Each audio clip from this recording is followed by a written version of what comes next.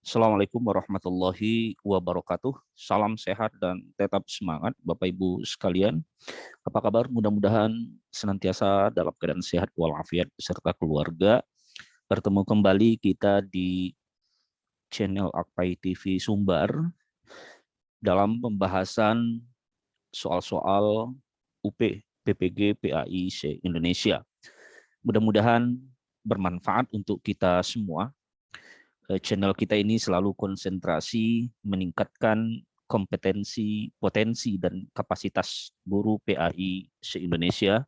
Mudah-mudahan bermanfaat untuk kita bersama. Jangan lupa subscribe, like, and share. Baik, Bapak Ibu sekalian, pada kesempatan ini kita akan membahas soal-soal UP PPG berdasarkan kisi-kisi yang sudah diturunkan dan juga berdasarkan soal-soal yang diujikan pada tahap 1 dan retaker beberapa waktu yang lalu. Mudah-mudahan 2022 ini teman-teman peserta PPG semuanya lulus dengan hasil yang memuaskan, dengan nilai yang memuaskan. Amin ya Rabbal Alamin. Baik Bapak Ibu sekalian, pada kali ini kita akan coba membahas soal-soal yang kita sudah share di grup Telegram, Telegram tryout dan pembekalan UPPPG Guru PAI Indonesia. Mudah-mudahan bagi Bapak Ibu peserta yang belum menyelesaikan, mohon diselesaikan nanti. Dan bagi Bapak Ibu yang belum bergabung, silakan menghubungi adminnya nanti. Baik, Bapak Ibu sekalian, kita akan coba share screen. Di sini sudah terlihat Bapak Ibu semua pembahasan daripada soal-soal kita.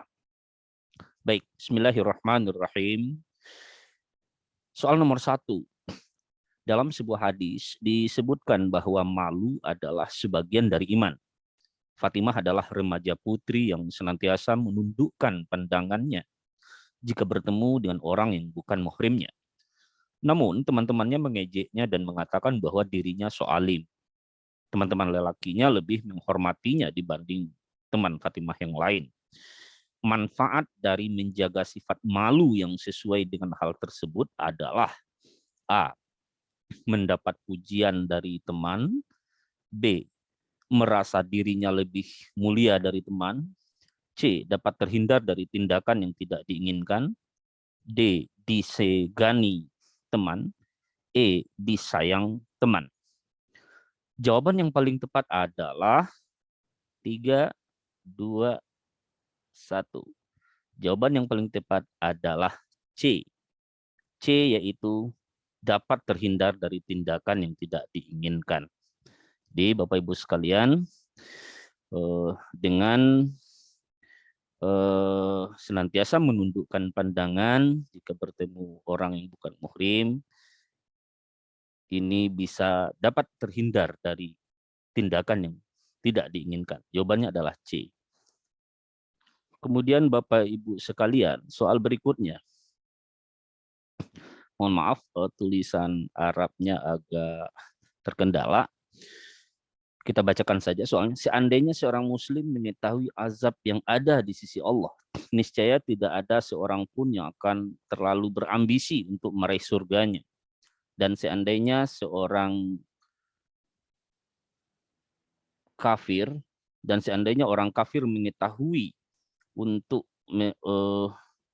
dan seandainya orang kafir mengetahui kasih sayang Allah, niscaya tidak ada seorang pun yang akan berputus asa dari meraih surganya.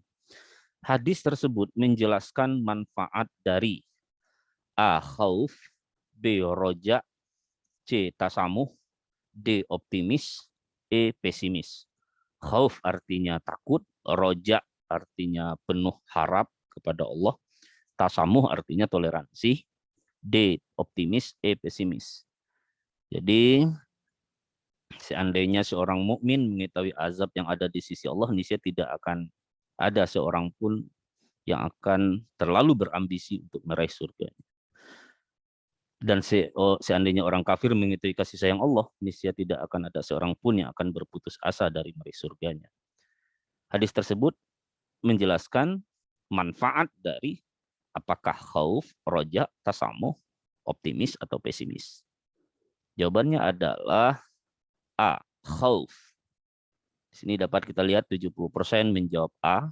Jadi jawaban yang paling benar yang ada checklistnya itu, yaitu khauf, rasa takut kepada Allah Subhanahu wa taala. Berikutnya, Kafi adalah seorang kaya yang dermawan. Tidak hanya itu, dia juga terkenal suka menolong orang yang kesulitan. Pada suatu saat datanglah seorang pemuda yang ingin meminjam uang kepadanya, dan Kafi pun meminjaminya.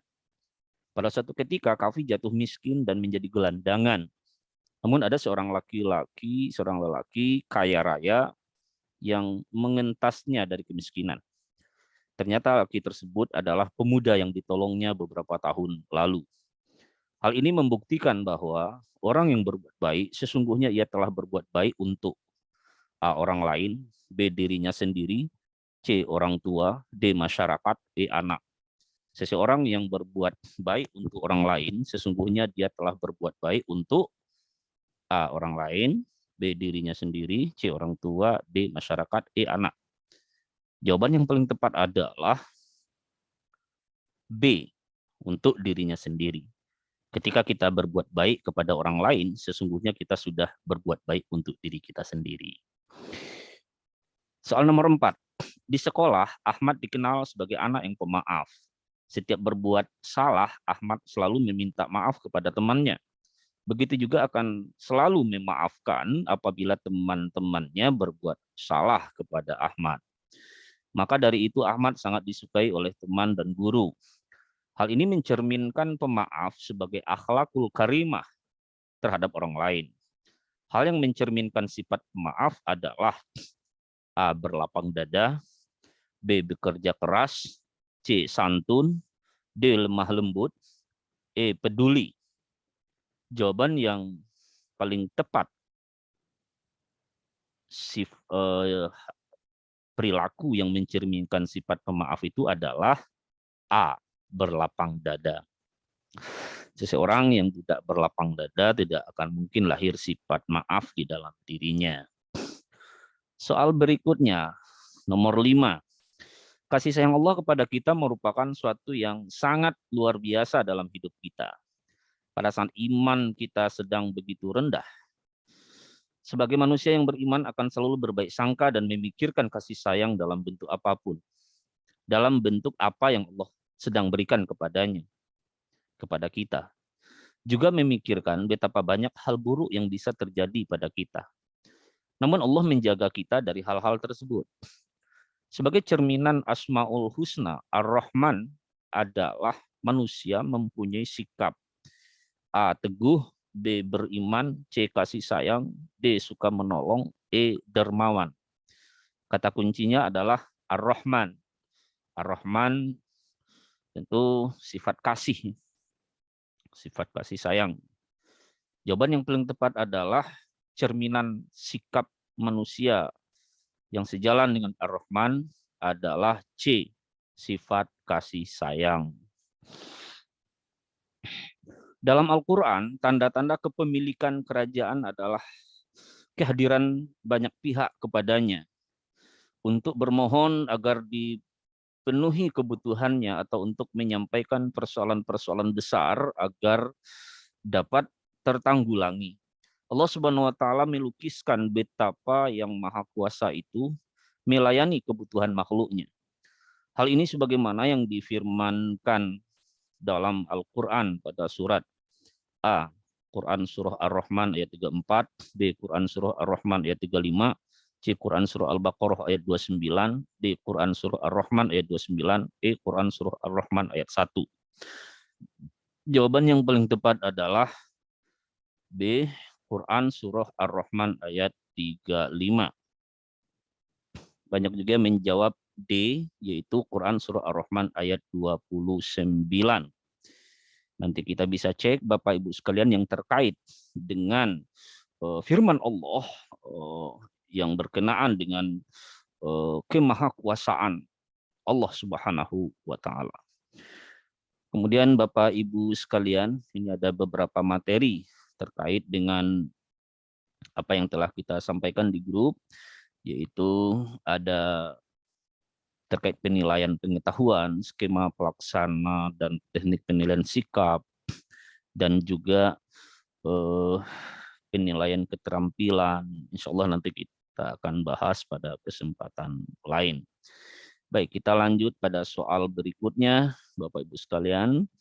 Ini juga ada video kita di channel kita, Do the Best All the Time. Lakukan yang terbaik setiap saat ini juga, dan terus bersemangat.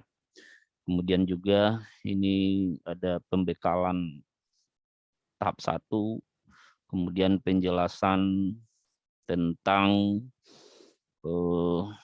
mengupas tuntas kejayaan peradaban Islam pada abad pertengahan seri ketiganya, sejarah peradaban Islam di dunia seri kedua, dan seterusnya. Soal berikutnya, konsep dasar tafsir memuat pengertian etimologis dan definisinya, serta pengertiannya dalam perspektif Al-Quran.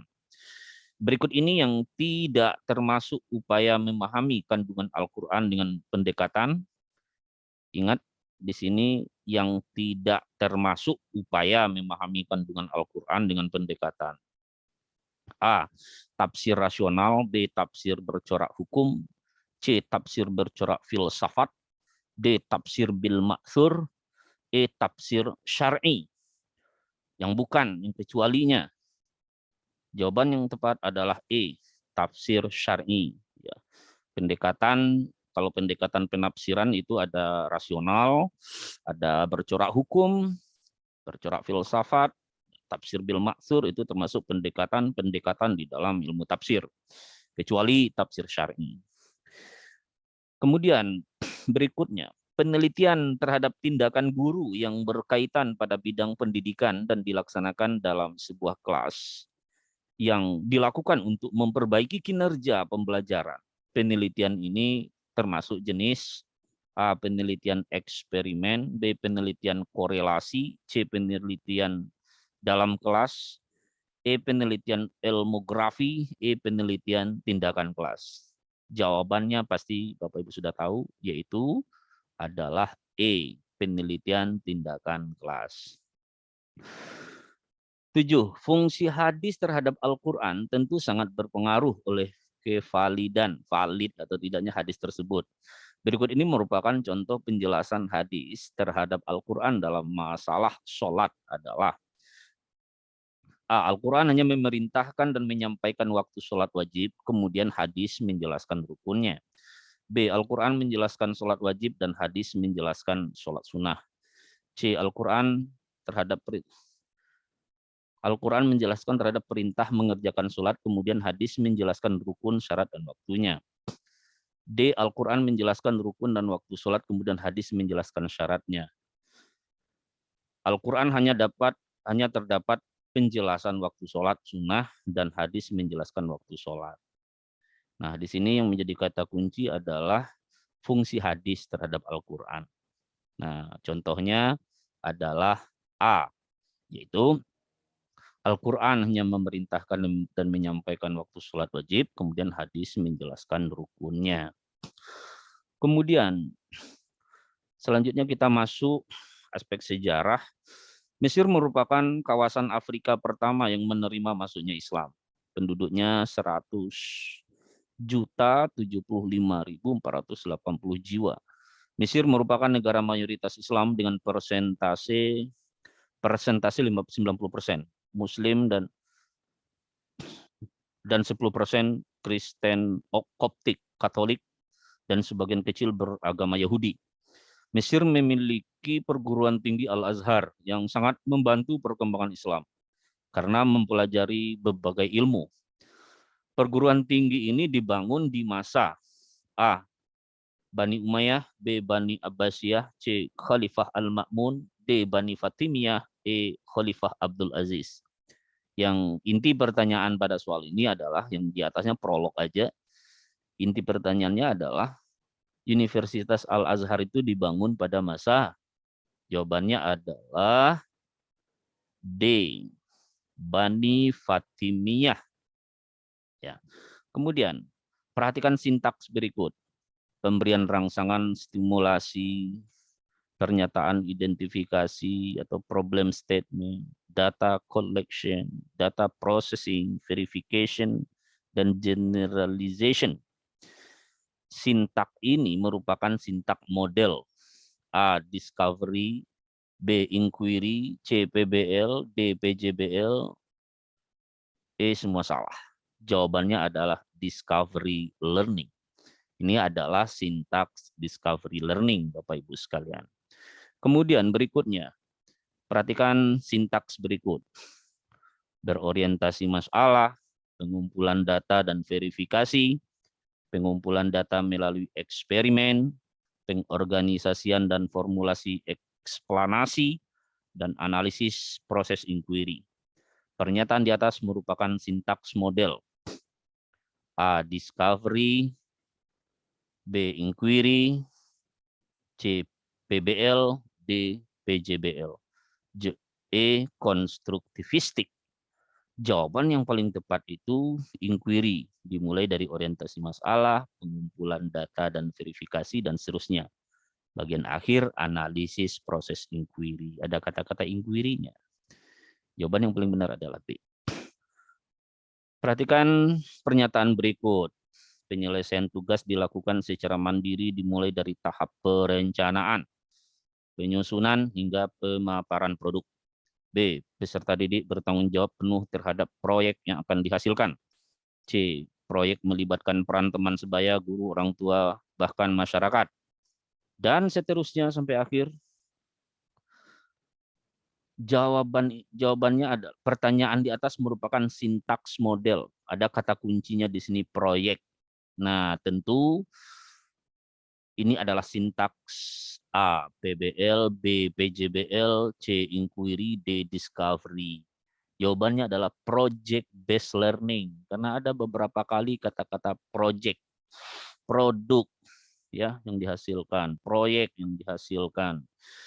Kemudian kata-kata ini menjadi kata kunci di dalam menjawab soal, yaitu jawabannya adalah B. Ini adalah sintaks model PJBL, project based learning. Perhatikan sintaks berikut. Orientasi peserta didik pada masalah. Mengorganisasikan peserta didik untuk belajar. Membimbing penyelidikan individu maupun kelompok. Mengembangkan dan menyajikan hasil karya, dan menganalisis dan mengevaluasi proses pemecahan masalah.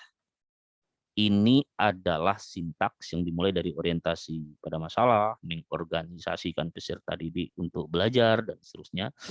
Ini adalah sintaks model A. Inquiry, B. Problem based learning, C. Project based learning, D. Discovery learning, E. Konstruktivistik. Jawabannya yang ada checklistnya ini nih, itu B. Problem based learning.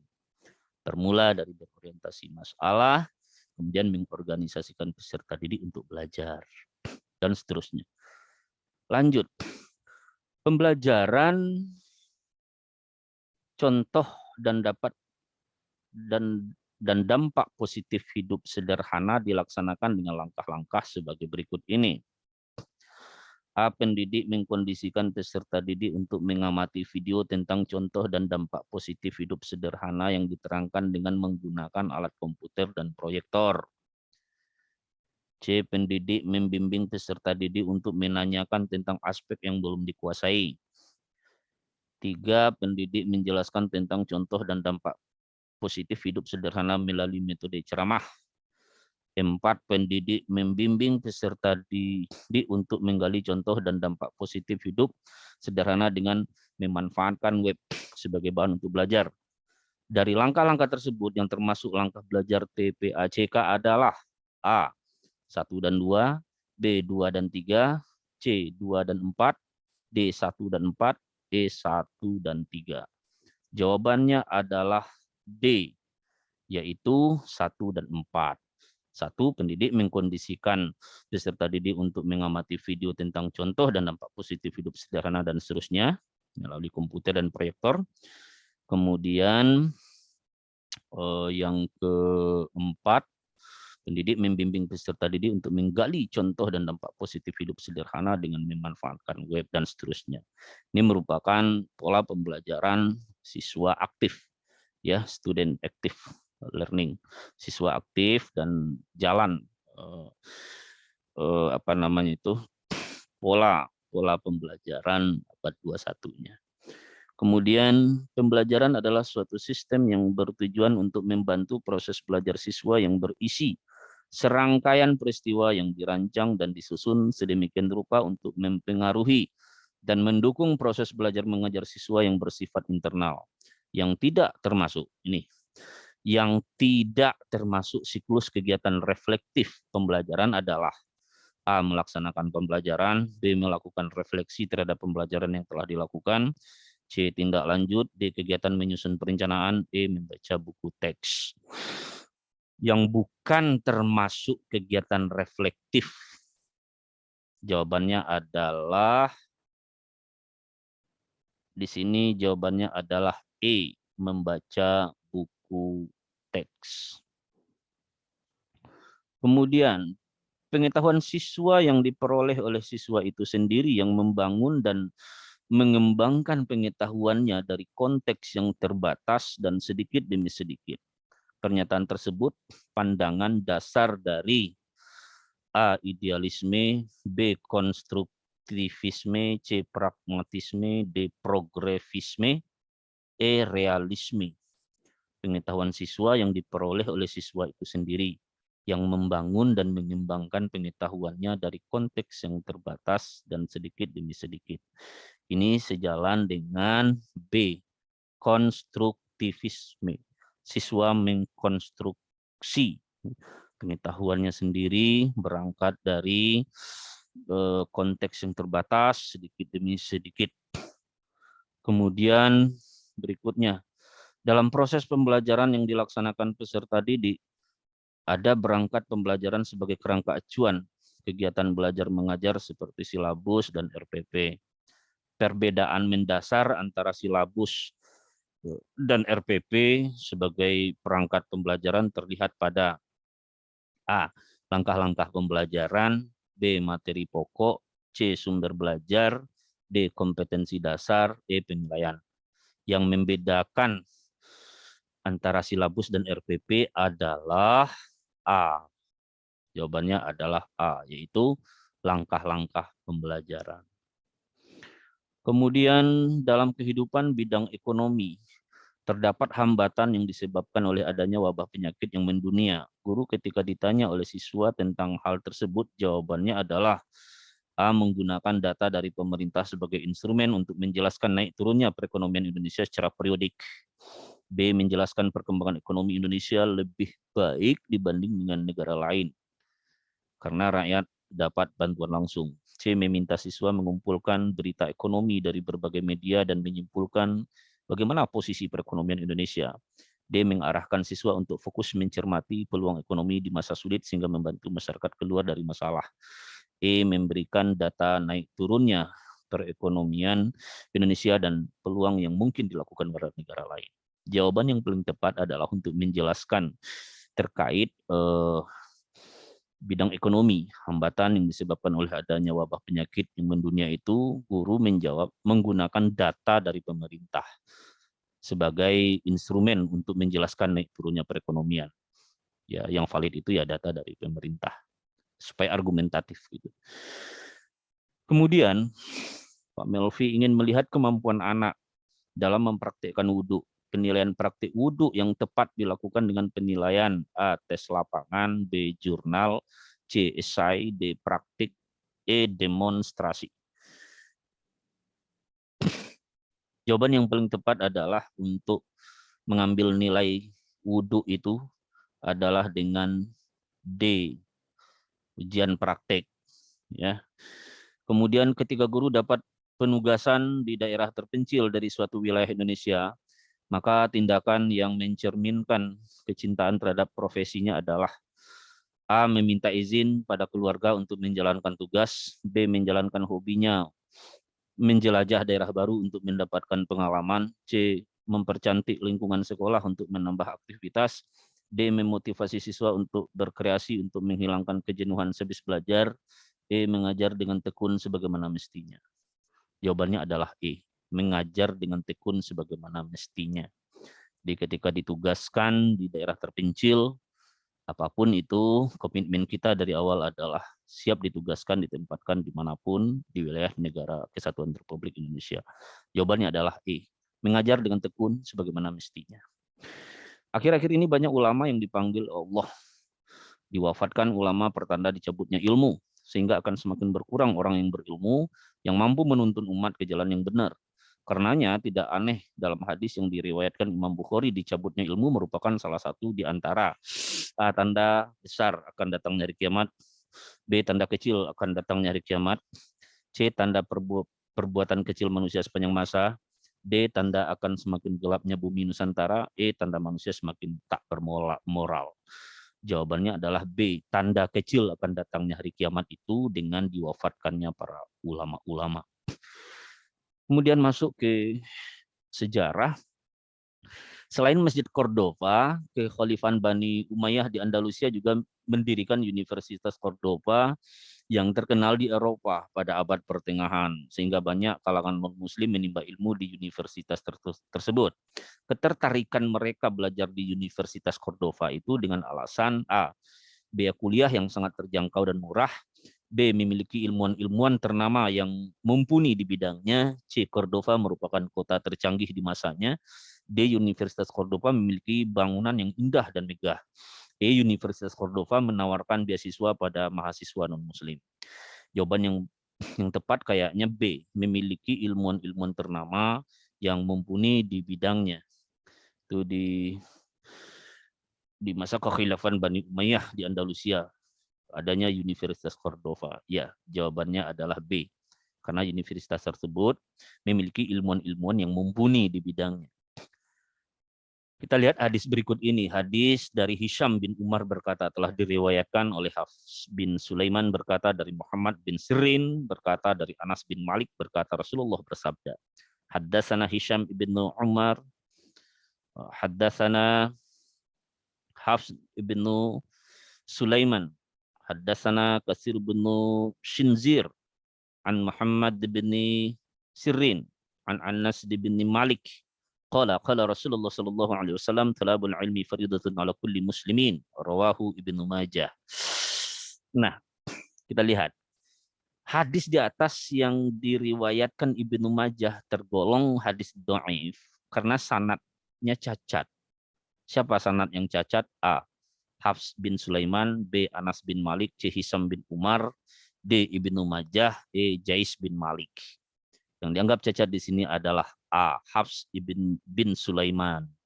Di sini ada di sanad ini Haddatsana Hafs bin Sulaiman. Nah, itu ya. Haddatsana, menceritakan kepada kami si Hafs bin Sulaiman. Hafs bin Sulaiman ini dianggap cacat gitu ya. Di kesohihan hadis itu dinilai salah satunya diantara dari mana hadis itu bersumber. Apakah syiqah atau dobit sanadnya atau bagaimana itu diteliti. Jawabannya A. Perhatikan kegiatan belajar berikut ini.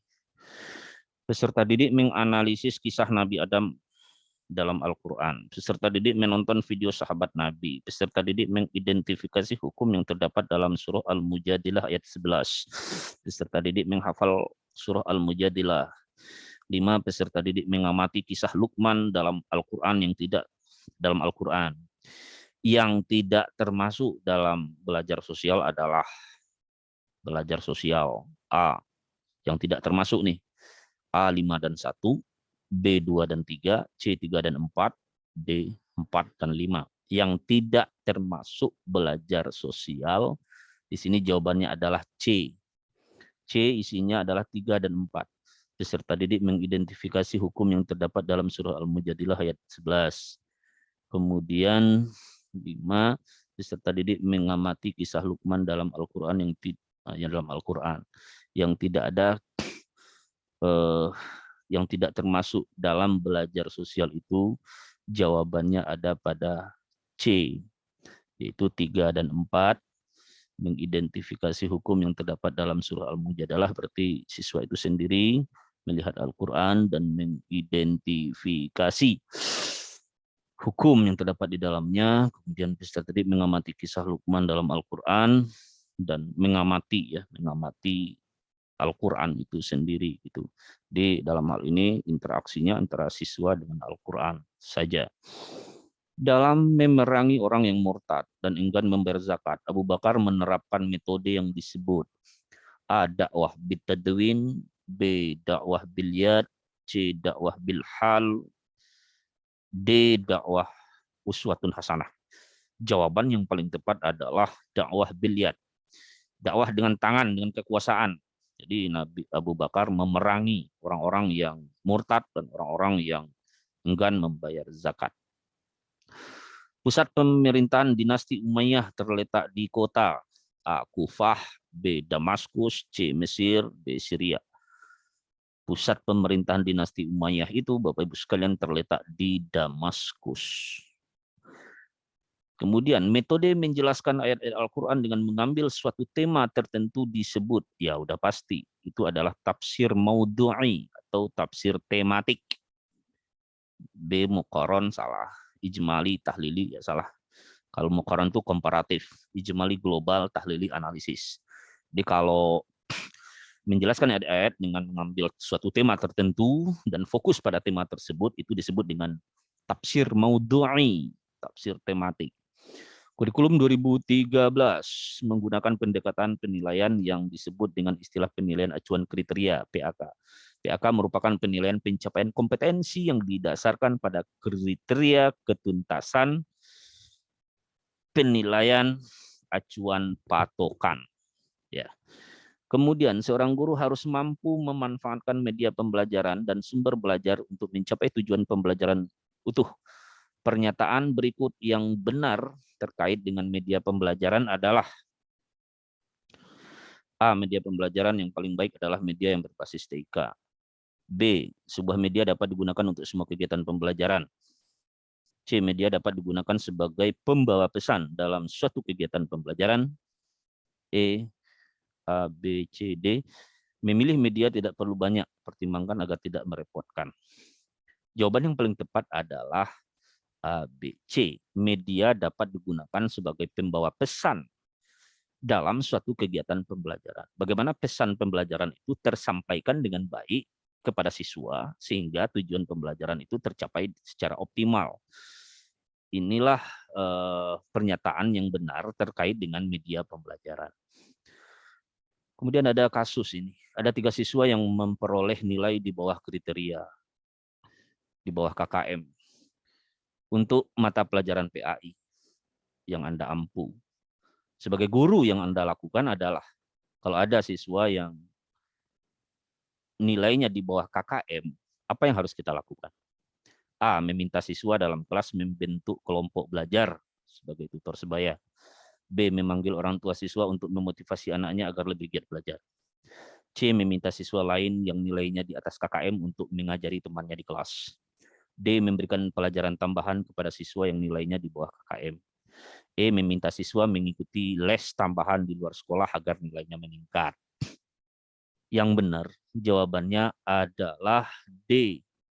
Memberikan pelajaran tambahan kepada siswa yang nilainya di bawah KKM. Kemudian nanti diremedi dia sehingga nilainya mencapai KKM. D. Sejak masuk Islam, Abu Bakar adalah teladan utama bagi sahabat yang lain. Setelah menjadi khalifah, Abu Bakar menjadi keteladanan utama sahabat. Keteladanan Abu Bakar merupakan faktor pendukung keberhasilan dakwah. Dari pernyataan di atas, dapat diketahui bahwa keteladanan bukan hanya faktor penentu dakwah, tetapi juga faktor penting. A. Salbiyah, B. Salimah, C. Nafsiyah, D. Madrasah, E. Tarbiyah. Jawabannya adalah tarbiyah. Keteladanan itu tidak hanya sekedar sifat, tetapi juga menjadi nilai-nilai utama di dalam aspek tarbiyah. Tarbiyah artinya pendidikan. Dalam pendidikan, dalam pembelajaran, unsur keteladanan itu menjadi penting. Jawabannya adalah E. Menurut pedoman kurikulum 2013, pendekatan pembelajaran mengacu pada pendekatan saintifik atau dikenal sintak generik. Hal ini dimaksud agar peserta didik terbiasa berpikir logis dan prosedural sesuai dengan tahapan-tahapan ilmiah. Apa saja sintak generik tersebut atau sintaks pendekatan saintifik itu, langkah-langkahnya apa saja? A. Menentukan, mencoba, mengamati, mengevaluasi, dan tindak lanjut. A. Mengumpulkan informasi, menanyakan, merencanakan, mengevaluasi, menilai. C. Merencanakan, membuat, menjalankan, mengamati, mengevaluasi. D. Mengamati, menanya, mengumpulkan informasi, mengasosiasi, dan mengkomunikasikan. E. Mengamati, merencanakan, menjalankan, mengevaluasi, menilai. Jawaban yang paling tepat adalah D. Langkah-langkah saintifik itu sebagaimana materi yang telah kita sampaikan di channel kita. Mengamati, setelah mengamati, menanya, setelah menanya, mengumpulkan informasi, setelah mengumpulkan informasi, mengasosiasikan, kemudian terakhir mengkomunikasikan atau membentuk jejaring. Jawabannya adalah D. Nenek miskin karena sudah tua dan tidak lagi produktif, sementara cucunya berpotensi mengembangkan kemampuan intelektualnya. Karena itu bentuk pendistribusian zakat untuk nenek dan cucunya ini adalah A. Produktif konsumtif dan konsumtif tradisional. B. Produktif tradisional dan konsumtif tradisional. C. Produktif kreatif dan konsumtif tradisional. D. Produktif tradisional dan konsumtif kreatif. E. Konsumtif tradisional dan konsumtif kreatif. Jawaban yang paling tepat adalah E. Jenis zakat untuk nenek yang tidak produktif, kemudian cucunya yang berpotensi mengembangkan kemampuan intelektualnya sebagai pelajar, dia adalah konsumtif tradisional. Untuk nenek, konsumtif tradisional, untuk cucunya, konsumtif kreatif. Nah, itu dia kata kuncinya. Kemudian Bapak Ibu sekalian, ini dia soal tentang aspek sejarah juga. Sebentar. Khalifah merasa sudah cukup dengan pendidikan yang sudah berjalan waktu tersebut. Namun cara cemerlang telah terjadi di masa ini yang berpengaruh terhadap pendidikan dan dakwah kaum muslimin. Khalifah Utsman memerintahkan agar mushaf yang dikumpulkan di masa Abu Bakar disalin oleh Zaid bin Sabit bersama Abdurrahman bin Zubair, Zaid bin Ash. Penyalinan ini dilatar belakangi oleh perbedaan bacaan atas dasar laporan Huzaifah di Yaman. Berikut adalah menyatukan bacaan dengan pedoman apabila terjadi perselisihan bacaan antara Zaid bin Sabit dengan anggota penyusun lainnya. Hendaklah dibaca sesuai lisan Quraisy. Zaid bin Sabit bukan orang Quraisy, sementara 3 orang lagi adalah orang Quraisy. Penyalinan dan penyatuan Al-Quran sangat penting di kemudian hari akan memberikan patokan baku membaca dan menulis Al-Quran. Penyalinan Al-Quran dan cara baca Al-Quran di kemudian hari dimaknai sebagai A. Kontinuitas tulis baca, B. Transformasi tulis baca, C. Sustansibilitas tulis baca, D. Standarisasi tulis baca, E. Transmisi tulis baca. Jawaban yang paling tepat adalah D. Standarisasi tulis baca. Jadi prolognya panjang sekali, yang ditanya adalah penyalinan Al-Quran dan cara baca Quran itu dimaknai dengan standarisasi tulis baca Quran. Dalam perjalanan Jakarta Bekasi menempuh waktu 1 jam 30 menit. Namun karena macet, perjalanan ditempuh selama 5 jam. Bagaimana Andi mengatur sholat bila berangkat pukul 11.30? Ini soal termasuk narasi HOTS pada level A. Analisis, B. Pemahaman, C. Evaluasi, D. Pengetahuan, E. Kreasi. Jawaban yang paling tepat, Bapak Ibu sekalian, adalah A. Analisis. Analisis. Demikian Bapak Ibu sekalian penjelasan untuk beberapa butir soal dan pembahasannya pada kesempatan ini. Mudah-mudahan bermanfaat untuk kita semua. Assalamualaikum warahmatullahi wabarakatuh.